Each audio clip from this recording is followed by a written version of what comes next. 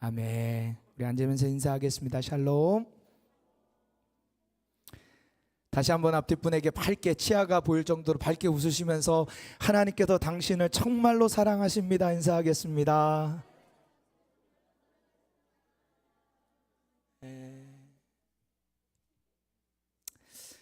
드디어 새해가 밝았습니다.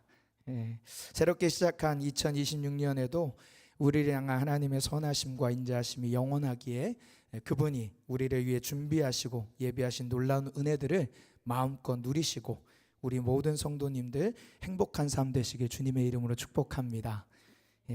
무엇보다 여러분의 삶에 하나님이 주인 되셔서 그분의 선한 통치와 다스림이 가득하여서 여러분의 입술에 올 한 해 동안 할렐루야가 끊이지 않으면 좋겠고, 또 여러분의 손과 발에는 주님을 향한 사랑의 열심들이 더욱더 불타오르고, 무엇보다 여러분의 영혼과 마음이 그리스도 안에 거함으로 경험하는 신비로운 복음의 생명력으로 가득한, 그래서 그 어떤 것도 끊을 수 없는 우리 주 예수 그리스도의 사랑의 깊이와 넓이와 높이가 어떠한가를 깊이 맛보고 흘러넘치는 올 한 해 되시길 주님의 이름으로 축복합니다. 옆 사람한테 다시 한번 축복해 주면 좋겠습니다. 하나님께서 당신에게 사랑을 부어 주실 것입니다.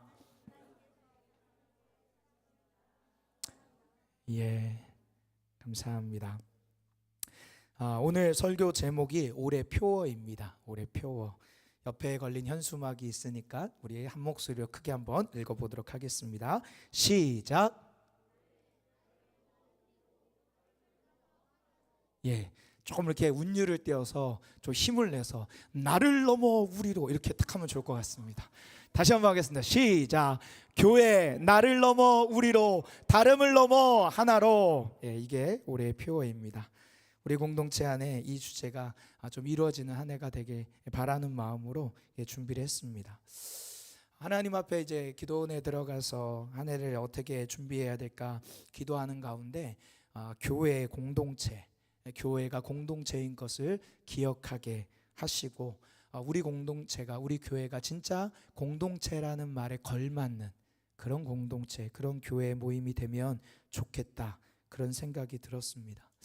올 1년 동안 한다고 해서 얼마나 많이 바뀔까? 그렇지만 적어도 우리가 하나님의 나라의 공동체의 모습으로 한 발자국은 뗄 수 있는 게 아닌가. 그래서 올 1년 동안 우리 공동체가 그렇게 한 발자국 움직여서 조금 더 하나님의 공동체의 모습에 걸맞는 그런 모습으로 자라가는 은혜가 되길 소망하는 바람으로 저 표를 이렇게 정해봤습니다. 여러분, 교회란 무엇일까요? 교회란 여러 가지로 표현할 수 있지만 성경에서 교회를 표현하는 직접적인 표현이 몇 가지가 있습니다. 그런데 그 몇 가지 중에 오늘 본문이 얘기하는 교회를 표현하는 표현은 뭐냐? 교회는 예수 그리스도의 몸이다 라는 거예요. 한번 따라오겠습니다. 교회는 예수 그리스도의 몸입니다. 다시 말해서 예수의 생명력이 머무는 곳, 예수의 생명이 나타나는 곳, 예수의 생명이 흘러가는 곳이 교회라는 거예요.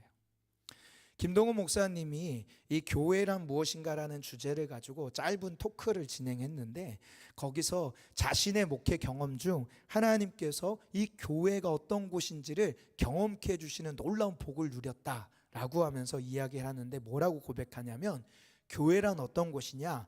교회를 통해 사람이 변화되는 곳이었다, 이렇게 얘기하더라고요. 교회가 뭐냐? 예수의 생명력이 있기 때문에 그 생명력으로 말미암아 도저히 변화되지 않을 것 같은 사람이 변화되는 곳, 예수 그리스도로 인하여 사람이 변화되고, 예배를 드림으로 사람이 변화되고, 말씀을 들음으로 사람이 변화되고, 함께 모여서 사랑으로 교제함을 통해서 사람이 변화되는 곳, 그게 교회다, 이렇게 표현하시더라고요. 여러분, 이것이 진짜 가능한 일일까? 오늘날 교회의 소식을 들으면 이게 참 불가능하게 보이는 것처럼 보입니다. 최근에 한 성도와 제가 통화를 하면서 이런 이야기를 나눴어요. 목사님, 왜 교회가 이럴까요? 목사님, 왜 사람들이 이럴까요? 여기서 말하는 사람들은 누구예요? 교회 밖 사람들이 아닙니다. 안타깝게도 교회 안 할 사람들이에요. 교회 안에 있는 성도들이, 하나님 믿는다는 사람들이 왜 그럴까요? 라는 이야기를 저한테 질문을 던졌던 성도가 한 명 있습니다. 교회의 모습을 보고 그 안에 있는 성도들의 모습을 보니 이해가 잘 되지 않고 오히려 시험에 든다는 말이지요. 참으로 안타깝고 마음 아픈 이야기이지만 한편으로는 부정할 수 없는 이야기이긴 합니다. 왜 그럴까? 그리고 이런 상황 속에서 우리가 붙들어야 되는 것은 무엇일까? 라고 하면서 오늘 말씀을 준비하다 보니까 우리가 그럼에도 불구하고 기억하고 붙들어야 될 사실이 있다는 것을 발견하게 됐습니다. 교회가 죄인들이 모인 집단임에도 불구하고 여전히 우리에게 소망이 되는 이유, 기대가 되는 이유, 비전이라고 고백할 수 있는 이유가 분명히 있다는 거예요. 왜 그럴까? 왜 기대가 되고 비전이 되고 소망이 될까? 다른 한 가지의 질문을 드리면, 여러분 혹시 세상에서 가장 큰 나무가 어떤 나무인지 아십니까? 세상에서 가장 큰 나무. 잘 모르실 것 같아서 화면을 준비했습니다. 띄워봐 주시겠어요? 저게 세상에서 가장 큰 나무입니다. 미국 캘리포니아에 있는 해안 레드우드라는 나무예요. 앞에 저기 쭉 보는 게 저게 사람이거든요. 성인 남성입니다. 저 정도로 큰 거죠. 그래서 저 나무들 중에서 가장 큰 거는요, 무려 116m래요. 100m를 달리기를 하고도 거리가 남는데요. 그건 굉장히 크지 않습니까? 지구에서 가장 키가 큰 나무라고 합니다. 그러면 가장 큰 동물은 무엇인지 아시지요? 이거는 좀 아시지 않습니까? 고개를 몇 분이 끄덕이는데, 가장 큰 동물은 대왕고래, 다른 말로 해서 흰수염고래라고 합니다. 크기를 비교하려고 배를 띄우고 그거 옆에서 찍은 거예요. 저 정도로 큽니다. 지금까지 체크한 기록 중에 흰수염고래 중에 가장 긴 게 33.5m. 그러니까 대형 여객기와 비슷한 길이라고 해요. 엄청 큰 거죠. 몸무게가요, 무려 130톤, 최대 190톤까지 나가는 것도 있다고 합니다. 제가 조사하다 보니까 더 충격적이게 다가온 거는 이 흰수염 고래의 혀 하나의 무게가 아프리카 코끼리 한 마리 무게보다 더 크대요. 혀 무게가 엄청나게 무겁고 큰 거죠. 대단한 거죠. 그런데 재미난 것은 이 두 가지의 공통점, 이렇게 거대한 나무이자 고래인데요, 그 시작점은 보잘것없이 작다는 거예요. 그래서 해안 레이우드라는 나무의 첫 시작인 씨앗의 크기는 3에서 6mm밖에 안 됩니다. 센치가 아니라 밀리미터. 그리고 폭은 0.5에서 2mm 정도밖에 되지 않은 아주 작은 씨에서 시작돼 가지고, 씨가 가벼우니까 그냥 바람에 휘날려서 그게 땅에 떨어져서 자라가지고 그런 나무가 되는 거죠. 또 흰수염 고래도 우리 눈에 보이지 않는 수정란에서부터 시작해서 거대하게 자라가는 거죠. 여러분, 이 두 가지가 작은 씨와 수정란을 볼 때 그렇게 클 거 아무도 예상하지 못합니다. 그런데 반드시 그렇게 큰다는 거예요. 반드시. 이유가 뭐냐? 그렇게 작지만 그 작은 씨 안에 뭐가 있냐? 그 나무의 DNA가 있는 거죠. 눈에 보이지 않는 그 수정란, 그 작은 곳 안에 이 흰수염 고래의 DNA가 그 안에 있음으로 말미암아 그게 자라서 거대한 고래가 되는 거죠. 그 안에 DNA가 있기 때문에. 제가 교회를 설명하다 왜 이 이야기를 하냐면, 이 DNA라는 원리를 가지고 한 선교 신학자가 교회를 이렇게 설명합니다. 미국의 저명한 선교 신학자인 하워드 스나이더 교수님이 이 이론, 이 DNA의 이론을 가지고 교회를 이렇게 설명을 해요. 뭐라고 하냐? 들어보세요. 비록 지상의 교회가 약해 보이고 병들고 문제가 있고 고장이 난 것처럼 보이지만, 교회 안에는 어떤 DNA가 있냐? 예수의 DNA가 있다. 예수 그리스도 십자가 복음의 DNA가 어디에 있다고요? 교회 안에 있다. 그렇기 때문에 반드시 교회는 그리스도의 몸으로서 본질적인 유전자가 있다면 그 교회는 성경적인 원리에 따라 건강하고 멋지게 자랄 수밖에 없다라고 얘기합니다. 여러분, 우리가 보기에 지상의 교회가 부족해 보이는 거 맞습니다. 연약해 보입니다. 문제가 많아 보이고요. 병들어 이제는 더 이상 소망이 없다고 말하는 시대를 우리는 살고 있습니다. 그러나 그럼에도 불구하고 또 변하지 않는 진리가 있다는 것은, 교회는 예수 그리스도의 몸된 공동체로서 예수 그리스도의 십자가의 복음의 생명력이 담겨 있기 때문에 십자가의 사랑으로 인해 반드시 건강해질 것이고 잘할 것이고 마침내 우리 주님이 꿈꾸셨던 그 온전한 모습으로 완성될 것이라는 거예요. 여러분, 이 사실을 굳게 믿으시는 여러분이 되길 간절히 소망합니다. 바라기는 우리 보배담 교회 2026년 한 해가 이런 은혜를 누리게 되는 한 해가 되길 주님의 이름으로 축복합니다. 여러분이 몸된 교회라는 것은 여러분 안에 뭐가 있다? 예수의 DNA가 있다. 아무리 힘들고 어려워도 내 안에 뭐가 있다? 예수 생명 십자가 복음이 있다. 그리고 그 복음의 능력으로 나의 어떠함이 아니라 그 복음의 능력, 예수 그리스도의 십자가의 능력, 죽음에서 부활하신 그 생명의 부활의 능력이 내 안에 있기 때문에 반드시 내 영혼은 온전하게 변화될 것이고 자라가게 될 것이고 완성이 될 것이고, 우리가 속한 패밀리 모임이 그렇게 될 것이고 마침내 우리 보배담 교회가 그렇게 될 줄 믿습니다. 그것을 가지고 이 한 해 달려가는 우리 모두가 되길 주님의 이름으로 축복합니다. 오늘 말씀을 통해서 저는 짧게 3가지 정도 교회의 모습을 나누고자 합니다. 먼저, 교회는 어떤 것이냐? 교회의 머리는 오직 예수 그리스도 한 분뿐이라는 거예요. 예수 그리스도 한 분뿐. 따라하겠습니다. 교회의 머리는 예수 그리스도 한 분뿐이십니다. 예, 오늘 본문을 읽을 텐데요, 우리 화면을 보고 3번역으로 같이 읽겠습니다. 시작.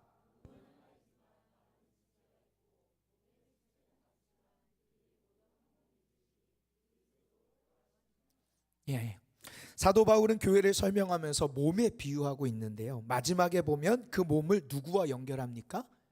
예수 그리스도와 연결하고 있습니다. 그런데 이 사도 바울이요, 다른 서신서에 이 표현을 더욱 자세하게 설명을 하고 있습니다. 화면을 보고 읽겠습니다. 에베소서 1장 22절 23절 시작.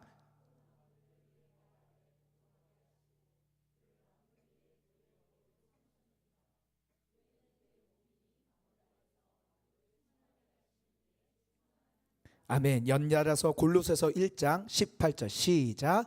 그는 몸인 교회의 머리시라. 그거 근본이시요 죽은 자들 가운데서 먼저 나신 이시니 이는 친히 만물의 으뜸이 되려 하시며. 아멘. 사도 바울이 지금 에베소서와 골로새서에 연거퍼서 반복적으로 교회를 예수님과 연결해서 설명하는데 무엇이라고 고백하냐? 교회는 예수 그리스도의 몸이고 교회의 머리는 오직 예수 그리스도 한 분뿐이라고 선포하고 있는 거예요. 우리 몸에 있는 신체의 각 기관들은 다 나름대로 다 중요합니다. 없어서는 안 되는 거예요. 다 소중합니다. 그런데 그 중에서도 가장 중요한 기관 하나를 뽑으라고 한다면 여러분은 뭐 뽑으시겠습니까? 대부분이 머리를 뽑습니다. 왜냐하면 머리에 뇌가 있기 때문이죠. 뇌가 우리 신체에 영향력을 끼치는 것은 굉장히 큽니다. 제 기억에 저희 할아버지가 살아계실 때 요즘 우리 하는 흔한 표현으로 할아버지는 저에게 있어서 넘사벽 존재였어요. 넘사벽. 어떤 넘사벽이냐? 힘, 체력, 이거의 넘사벽이셨어요. 어느 정도셨냐면 제 기억에 목회에서 현역으로 목회를 하시다가 은퇴하신 이후에도 가만히 쉬지 아니하시고 충청북도 영동이라는 곳에 내려가서 수양관을 운영하시고 에너지가 더 남으셔서 포도밭 과수원을 하시고 그것도 모자라서 그 시골교회 할머니 몇 분을 데리고 또 거기서 또 개척을 하셨어요. 그게 저희 할아버지 은퇴 이후의 삶이셨어요. 그래서 그렇게 사시느라고 체력 관리가 필요하다고 우리 할아버님이 뭘 하셨냐? 매일같이 팔굽혀펴기 100개, 윗몸 일으키기 100개를 하셨어요. 그래서 제가 저희 할아버지를 20대 넘어서도 할아버지랑 팔씨름으로 해서 이겨본 적이 한 번도 없어요. 20대 청년이 70대 은퇴하신 할아버지랑 팔씨름을 하는데 한 번도 못 이겼다니까요. 이런 분이셨어요. 이런 분이에요. 한 번은 다리가 좀 불편해서 도우러 갔는데 개척교회를 하나가 아니라 3개로 늘리셨더라고요. 그래서 하루에 교회 3번 주일 예배를 들으시는데 무릎 수술하셔서 불편하니까 저한테 운전하라고 그래서 제가 기사로 3개 교회를 다니면서 저희 할아버지가 3개 개척교회를 운영하신 걸 제 눈으로 봤어요. 이런 분이셨어요. 그런데 이런 할아버지께서 순간 쓰러져서 뇌 수술을 한번 받으셨습니다. 그리고 난 이후의 모습이요, 저희 가족에겐 충격이었어요. 그렇게 건강하셨던 할아버지가 뇌수술 이후로 그 전에 알던 할아버지가 아닌 거예요. 선망 증세를 비롯해서 온갖 안 좋은 모습들이 다 드러나면서 가족들이 굉장히 힘든 시간을 보냈습니다. 그만큼 뇌가 가지고 있는 영향력과 몸을 다스리는 것은요, 큰 거죠. 뇌는 우리 몸의 움직임과 행동을 관장하고 신체의 항상성을 유지시키며 인지, 감정, 기억, 학습 기능을 담당합니다. 그래서 뇌에 작은 충격만 주어도 우리 몸에는 아주 큰 영향을 받게 되는 것이죠. 이런 점에서 건강을 이렇게 표현할 수 있지 않을까 싶습니다. 뭐라고 표현하냐? 뇌에서 전달하는 신호에 따라 각 신체의 기관이 정상적으로 작동하는 상태, 이걸 건강이라고 표현할 수 있겠죠. 이것을 교회의 건강성과도 연결해서 설명할 수 있는 거예요. 삼일교회를 섬기시는 송태근 목사님이 이런 표현을 하십니다. 건강한 교회란 예수 그리스도가 머리가 되셔서 그분의 뜻대로 움직이는 교회다. 다시 한번요. 건강한 교회란 예수 그리스도가 뭐가 되셔서? 머리가 되셔서, 그 교회의 머리가 되셔서 그 교회는 누구 뜻대로? 예수님의 뜻대로 움직이는 교회가 건강한 교회라는 거예요. 성도의 수가 많고 건물이 크고 목사님이 대단하고 모인 성도들이 화려하고 부유하고 그런 것이 교회의 건강성이 아니라 그 교회의 머리를 누구로? 예수로 인정하고 어떠한 상황 가운데서도 그 예수 그리스도의 뜻이라면 절대적으로 순종하고 복종하는 교회가 건강한 교회라는 거예요. 반대로 위험한 교회는 어떤 교회일까요? 재정이 있는 사람이 머리가 되는 교회, 위험한 교회입니다. 발언권이 센 사람이 머리가 되는 교회, 가장 위험한 교회죠. 어느 집단이 머리가 되어 교회를 움직여가는 교회, 그거 심각한 교회라는 거예요. 사랑하는 성도 여러분, 우리 보배담 교회는 오직 예수 그리스도 그분만을 머리로 모시고 그분의 뜻대로 움직이는 건강한 교회가 되길 주님의 이름으로 축복합니다. 두 번째로 교회는 어떤 곳이냐? 많은 지체들이 연결된 공동체, 즉 유기체 공동체라는 거예요. 따라하겠습니다. 많은 지체들이 연결된 유기체 공동체입니다. 이게 교회의 특징이에요.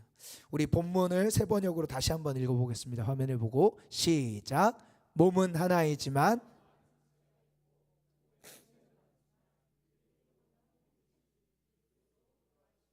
아멘.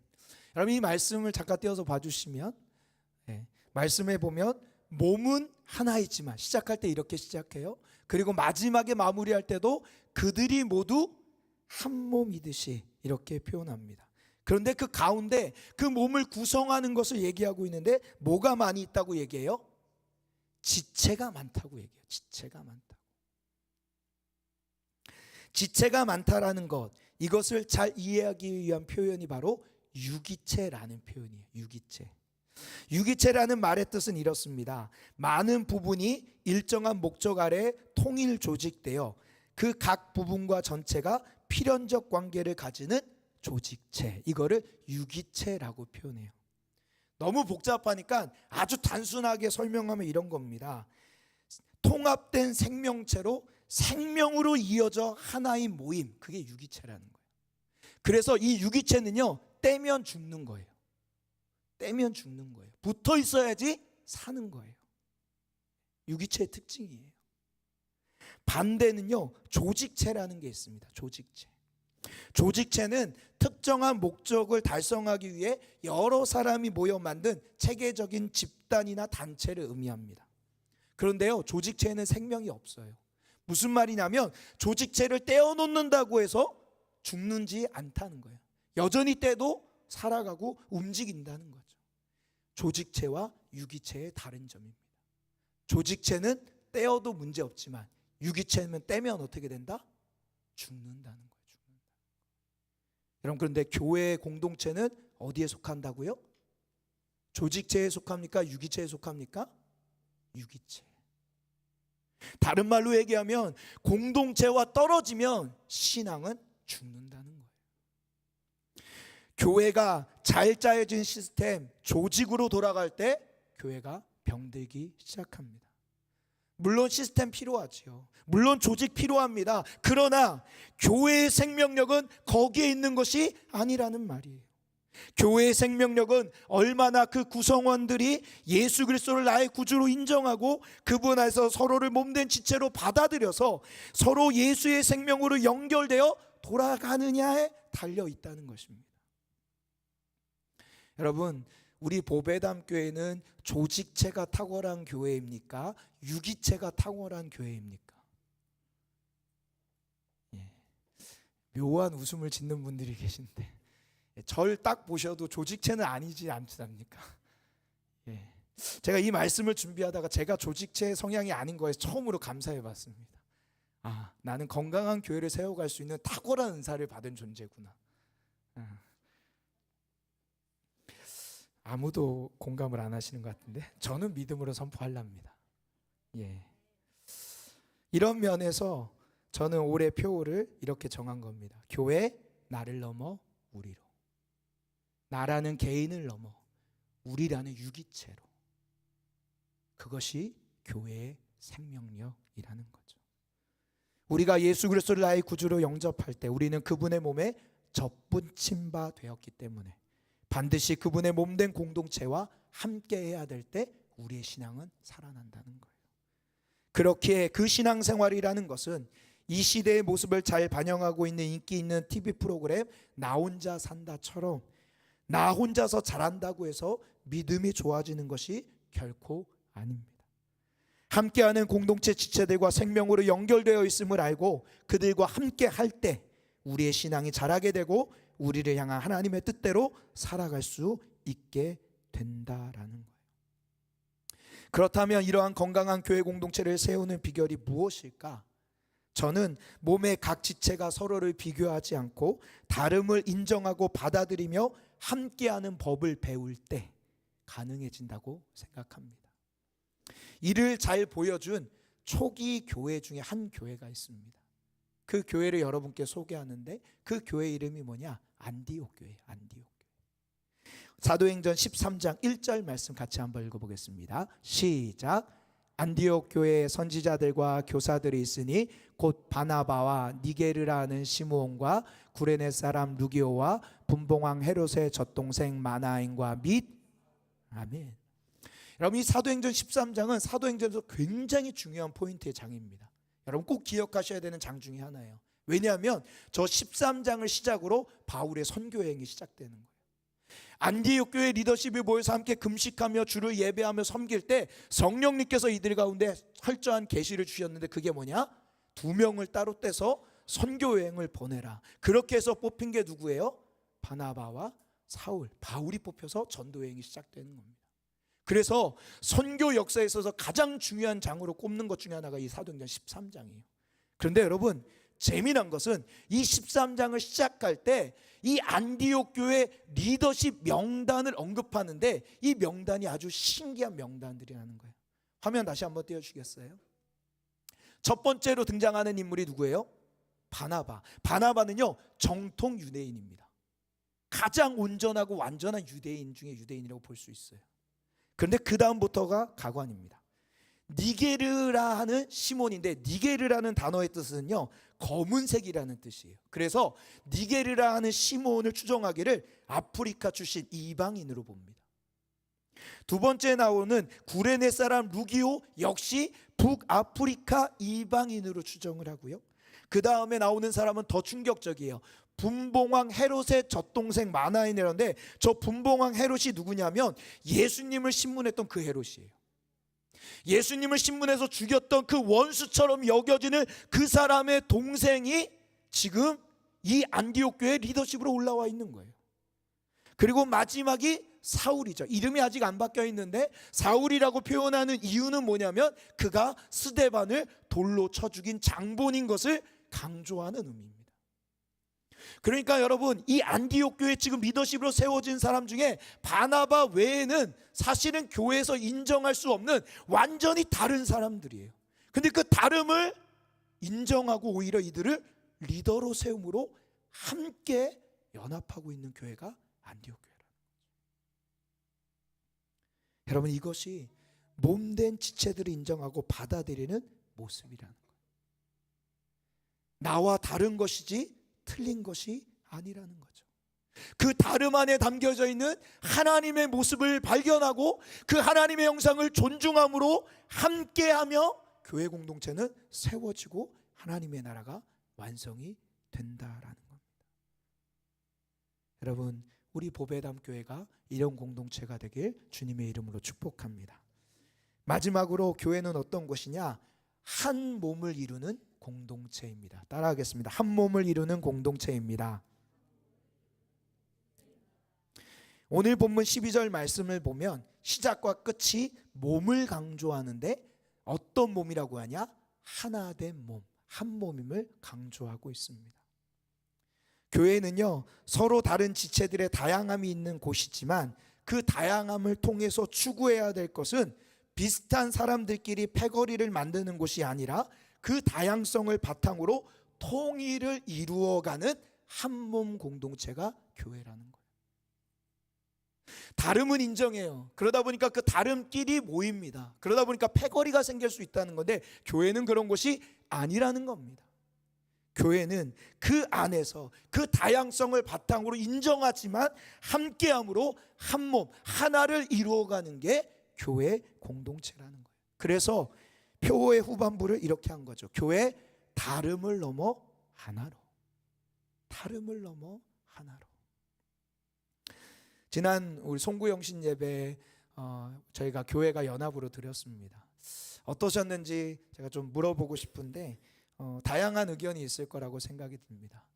우리 교회가 아닌 낯선 교회에 가서 예배드려서 어색한 것도 있고, 하지만 함께하는 것에 의미가 있었다. 여러 가지 의미가 있겠죠. 가장 중요한 것은 교회와 교회가 하나라는 것을 보여주는 가장 중요한 예배라고 저는 생각을 합니다. 그래서 그 의미를 담았기에 예배 시간에 집어넣은 순서가 뭐냐? 그게 성만찬이었어요. 성만찬에 담긴 중요한 의미 중에 하나가 뭐냐? 우리가 예수로 말미암아 한 몸이 되었다는 거예요.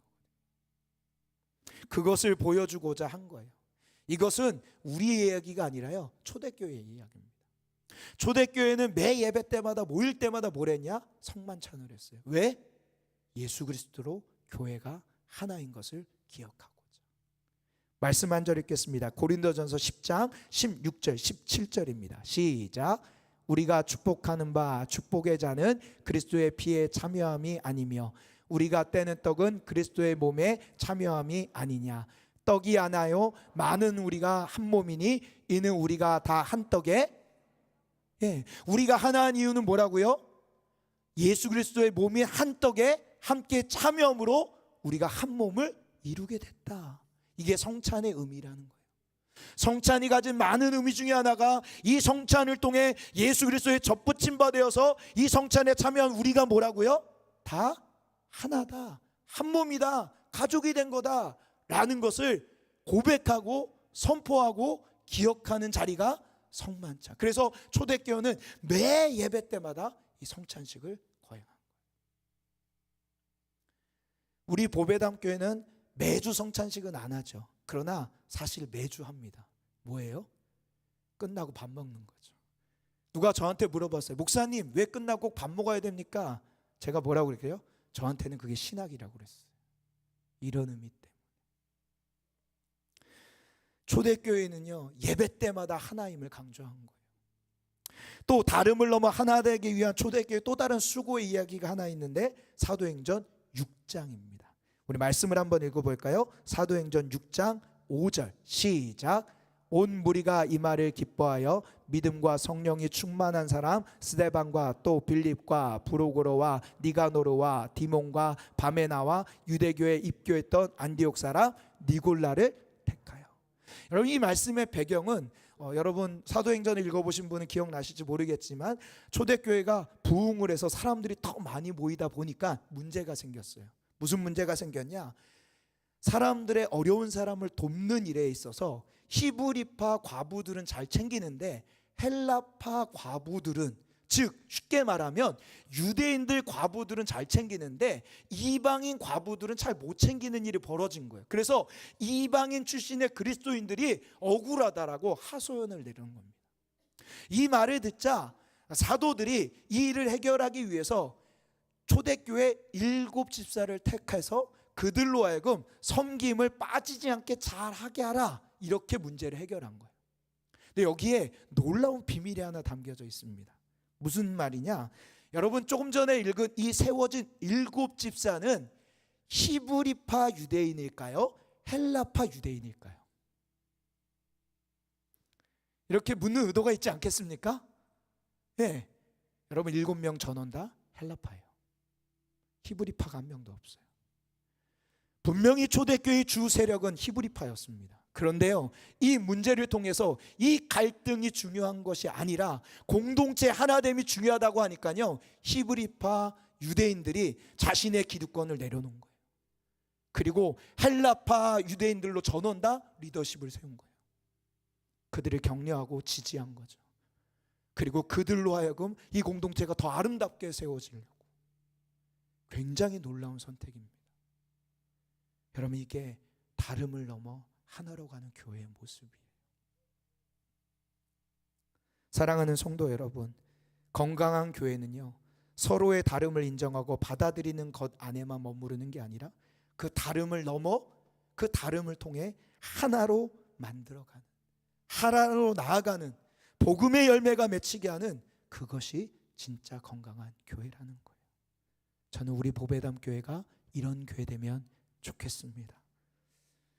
마지막으로 이런 교회를 만들어가기 위한 구체적인 한 가지 방법을 소개하고 마무리하고자 합니다. 우리가 이런 건강한 교회를 만들기 위한 가장 구체적인 실제적인 방법 따라하겠습니다. 듣는 것. 잘 듣는 것이. 오늘날 우리가 살아가는 이 시대를 표현하는 말 중에 이런 말이 있죠. 불통의 시대다. 소통이 어렵다는 말입니다. 얼마나 소통이 어려울까요? 소통이 안 돼서 해결하려고 소통하다가 더 소통이 안 되는 게 오늘날 모습이죠. 예, 가장 이 현장이 어디예요? 부부관계. 예, 부부의 싸움이 해서 그 싸움을 해결하다가 더 큰 싸움으로 번지는 게 오늘날 부부의 모습. 두 번째, 부모와 자녀. 아이고, 그래서 자녀들에게 뭔가 요구하려고 하다가 오히려 더 화를 내가지고 화로 끝나는 오늘날의 모습. 직장에서 사람들과의 관계 안에서 소통이 안 돼서 해결하려고 하는데 더 소통에 꼬여가는 시대가 오늘날 우리의 모습인 거죠. 우리가 왜 이렇게 소통이 어려울까요? 제가 오늘의 말씀을 준비하고 한 해 표를 준비하며 공동체와 관련된 강의와 책을 여러 권 막 살펴봤는데 모든 책과 강의에서 공통되게 한 가지로 얘기하는 게 바로 이 듣는 것이에요. 듣는 것을 못하기 때문에 그렇다. 우리가 생각보다 잘 못 듣는다, 이렇게 얘기하는 거예요. 뭘 못 들을까요? 첫 번째는요, 상대방의 말을 잘 못 듣습니다. 듣는 것처럼 보이지만요, 잘 못 들어요. 두 번째는요, 내 마음도 잘 몰라요. 지금 내 마음이 어떤 상태인지도 모르고 막 말을 하는 거죠. 가장 큰 거는요, 하나님의 소리를 잘 못 들어요. 하나님의 사례를 잘 못 들으니까 내 마음도 모르고, 내 마음도 모르는 상태에서 내 마음이 그냥 튀어나오니까 상대방도 그 마음을 이해하지 못하고, 그래서 소통이 안 되는 거죠. 모든 부부관계의 싸움의 핵심은 사실은 간단하게 하나입니다. 뭐냐? 날 좀 사랑해줘라는 말이에요. 사실은 이 말이거든요. 근데 이 말을 이상한 방법과 깨어진 방법으로 표현하다 보니까 계속 어그러지고 충돌이 일어나고 이해가 안 되고 결국에는 갈라서게 되는 거죠. 나도 내 마음을 잘 모르는데, 그러니 상대방에게 내 마음의 이야기를 건강하게 전달할 수도 없는 거죠. 그러니 왜곡되게 나가고 공격적으로 나아가고 깨어진 표현으로 나가니까 상대방도 오해하거나 마음이 상하게 되는 일이 벌어지는 겁니다. 최근 제가 저희 두 딸하고 본 영화가 있는데 굉장히 감동적이더라고요. 여러분도 한번 보시면 좋겠는데 주토피아 2를 봤습니다. 영화 꼭 보셔요. 이건 어른들이 봐야 되는 영화라고 저는 생각합니다. 영화의 내용을 스포할 수는 없지만 이 영화는요, 서로 다른 동물들이 주토피아라는 도시에 모여서 함께 하나를 이루고 가는 굉장히 성경적인 애니메이션이라고 저는 생각을 합니다. 근데 이 애니메이션의 마지막 장면에 주인공인 토끼와 여우가 대화하는 내용이 나와요. 제가 영화를 보면서 대사를 다 외우지는 못해서 어떤 대사인지는 정확하게 기억 못하지만 내용에는 이런 것 같아요. 들어보세요. 여우가 토끼에게 이렇게 말하는 거예요. 사실은 난 늘 혼자로 살아왔기 때문에 감정 표현이 서툴렀어. 그래서 너가 내 인생의 최고야라는 말을 하고 싶지만 그 말이 어색해서 할 수가 없었어. 그 말 대신 너의 귀를 가지고 농담을 할 수밖에 없었어. 또 네가 상처받지 않았으면 하는 마음이 컸기 때문에 에이 왜 그렇게 애쓰며 살아, 그냥 대충 살아 라고 말했던 거야. 왜냐하면 세상에서 너보다 소중한 존재는 없었기 때문에. 이 마음을 빼고 평상시에 귀를 가지고 장난치니까 토끼가 기분 나빠합니다. 쟤는 왜 내 외모를 가지고 지적질이야? 난 열심히 하는데 그냥 대충 살라고 그래? 왜 그래? 사실 그 마음에는 이런 마음이 있던 거죠. 근데 그 마음을 건강하게 표현할 줄 몰랐던 거예요. 토끼도 그 마음을 들을 여력이 없던 거죠. 그 마음을 듣자 토끼가 이렇게 반응해요. 남들이 보기에 약해 보이는 토끼가 될까 봐 두려웠고 불안을 억누르고 강해 보이려고 애썼어. 그러다 보니 나도 너만이 날 믿어주는 유일한 존재라는 말을 나는 하지 못했어. 그러니까 또 여우가 또 자기 고백하고 또 토끼가 자기 고백, 막 이런 게 이어져요. 핵심이 뭐예요? 진짜 내 마음을 얘기하는 법을 우리는 모른다는 거예요. 그리고 진짜 그 마음을 들을 준비가 안 되어 있는 거죠. 김영국 목사님이라는 분이 이런 말을 합니다. 우리는 소통을 간절히 원하는데 소통이 안 된다. 안 되는 이유가 무엇인가? 나는 나를 잘 모른다. 그리고 상대방도 잘 모른다. 나도 모르고 상대방 모르는 사람끼리 만나면 어긋날 수밖에 없다. 그런데 반대로 부족함에도 불구하고 자기에 대해서 진실해지고 상대방을 있는 그대로 보게 되면 사람이 연결되는 경험을 하게 된다. 누군가와 연결되는 것을 경험한다는 것은 인간이 누릴 수 있는 큰 축복이다. 왜냐하면 하나님은 우리를 누군가와 연결되게 만드셨기 때문이다. 사랑하는 성도 여러분, 올 한 해 저는 우리 공동체에서 우리 지체들끼리 연결의 은혜를 누리는 한 해가 되면 좋겠습니다. 연결되지 않을 사람이 아무도 없어요. 하나님이 여러분을 보배담으로 부르신 할 때는 우리 모두가 다 연결되어 부르신 거예요. 그 연결의 신비의 은혜를 누리게 되길 간절히 소망합니다. 그러려면요, 상대방의 마음의 이야기가 뭔지를 관심 갖고 들어야 돼요. 아, 왜 저래? 이거보다 왜 그럴까? 왜 저렇게 말하지보다는 무슨 이유에서 저렇게 말할까? 그 마음의 이야기를 집중해서 듣는 거. 선택적인 청취가 아니라, 듣는 척하는 게 아니라, 아예 대놓고 무시하는 게 아니라 집중적으로 경청하며 상대방을 받아들이려고 노력하며 공감하며 경청할 때 우리 공동체 안에 이런 은혜가 임하게 될 줄 믿습니다. 사랑하는 성도 여러분, 올 한 해 하나님의 소리를 잘 듣고 내 자신의 마음의 소리를 잘 듣고 서로의 길을 잘 들을 수 있는 하나가 되길 축복합니다. 옆 사람한테 얘기해 주세요. 내가 잘 들어줄게.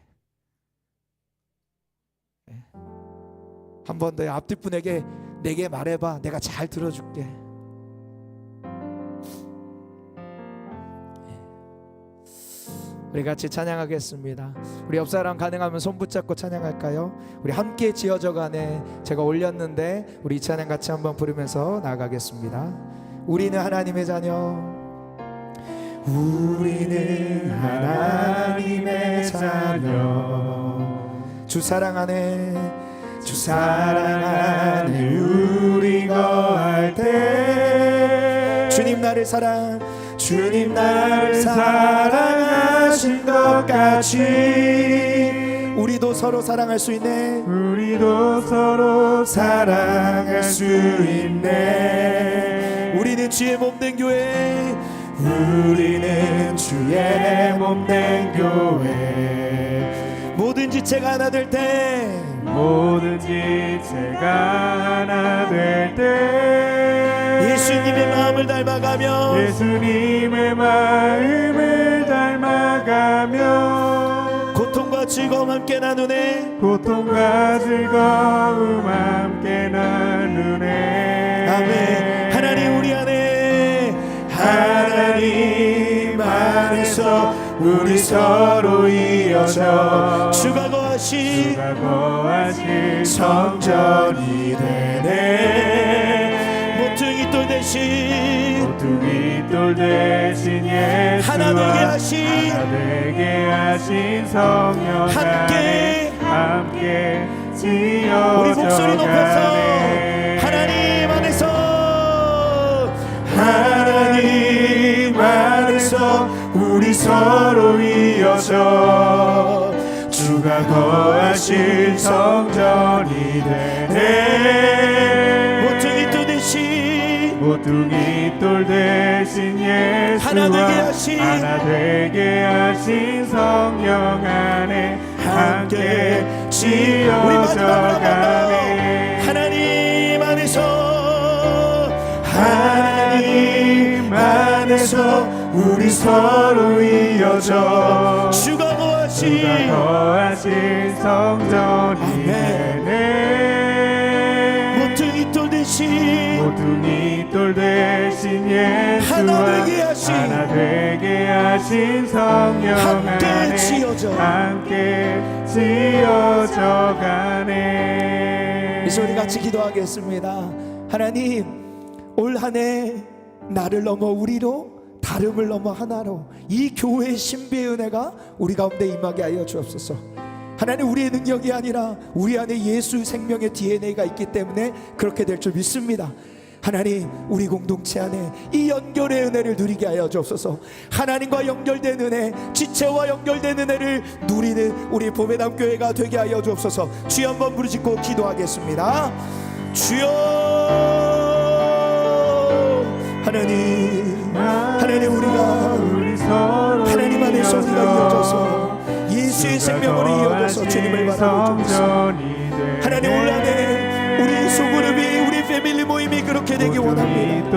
하나님, 우리 패밀리 모임이 하나님 안에서 이어져서 주님을 구하며 나가는 자가 되게 하여 주시옵소서. 하나님, 우리 모임과 만남 안에 예수의 DNA가 임함으로 말미암아 하나님 나를 넘어 우리가 되게 하여 주옵소서. 하나님, 우리가 많은 지체로 이루어졌기에 하나님 나 혼자 진행하는 게 아니라 그 다른 지체들과 함께함으로 하나님 우리가 하나님으로 말미암아 하나님의 나라를 이루게 될 줄 믿습니다.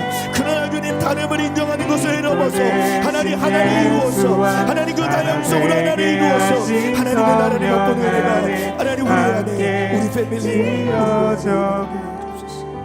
하나님, 우리 보배당 공동체 안에 이 놀라운 은혜가 임하기 원합니다. 참 우리가 잘 못 듣습니다.